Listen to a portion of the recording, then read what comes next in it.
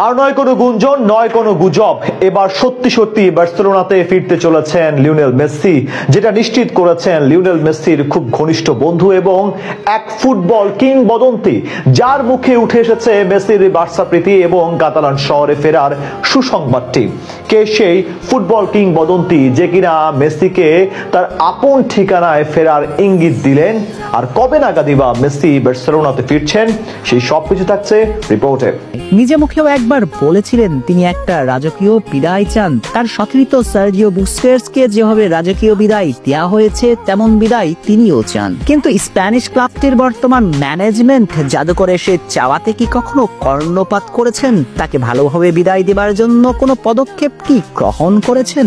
না, কখনোই নয়। লাপার্তো বোর্ড সে পথে আজ অব্দি হাঁটেননি। উল্টো কাতালান রাজপুত্রকে ফিরিয়ে নিয়ে আসার যে সুবর্ণ সুযোগ ছিল, সেটাও হেলায় হারিয়েছেন। যেটা নিয়ে ইউরোপের পাট চুকানোর সময় বর্তমান বোর্ডের উপর অভিযোগের তীরও ছুঁড়েছেন। কিন্তু ওই যে শুরুতেই বলা, মান অভিমান হয়েছে ঠিক, কিন্তু লিওনেল মেসির হৃদয় থেকে কখনো এই কাতালান ক্লাবটির প্রতি ভালোবাসা বিনাশ হয়নি। মেসি এখনো রাত জেগে উত্তরসূরি লামিন ইয়ামালদের খেলা দেখেন। আর্জেন্টাইন জাদুকরের মন প্রাণ জুড়ে থাকে কাতালান ক্লাবটা। শুধু তাই নয়, তিনি আজ হোক আর কাল ফিরবেন নিজের শেকড় বার্সেলোনায়। সেটাই যেন এবার প্রকাশ্যে আনলেন লিওনেল মেসির দীর্ঘদিনের বন্ধু এবং তার ক্লাব ইন্টার মায়ামির মালিক ডেভিড বেকহাম। এক সাক্ষাৎকারে ডেভিড বেকহাম বলেন, আমি চাই যে মেসি ইন্টার মায়ামিতে থেকে যাক, ফ্লোরিডার আশেপাশে তার শেষ জীবনটা কাটাক। কিন্তু মেসি এটা চান না, বরং ইন্টার মায়ামির পাড় চুকিয়ে মেসি চলে যেতে চান তার শিকড়ের শহর বার্সেলোনাতে।